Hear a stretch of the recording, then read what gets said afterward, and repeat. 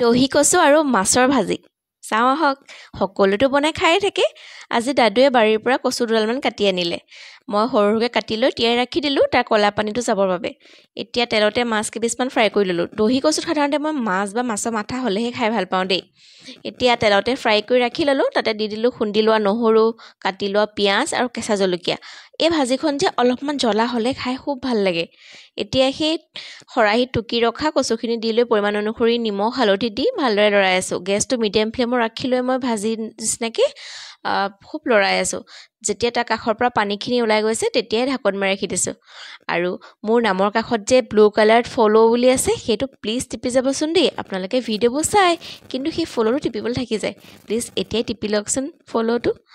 আৰু আপোনালোকে মোৰ ভিডিঅ'বিলাক চাই লাইক শ্বেয়াৰ কমেণ্ট কৰি থাকিব তেতিয়া মোৰ ভাল লাগে আৰু ভিডিঅ' বনাবলৈ মন যায়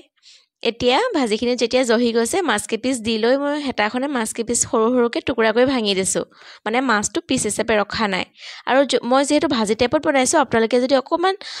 থুপথুপিকৈ বনাব বিচাৰে অকণমান গৰম পানী এড কৰি দিলে সেইটোৰ সৈতে ভাত খাই খুব ভাল লাগে মোৰ কিন্তু আজি মাছৰ জোল আছিলে বাবে মই ভাজি টাইপতে বনালোঁ এয়া হৈ গৈছে মই কোনো মছলা ব্যৱহাৰ কৰা নাই এনেকৈ অকল আদা নহৰু কেঁচা জলকীয়া দি বনালে সোৱাদটো খুব ভাল লাগে জানেনে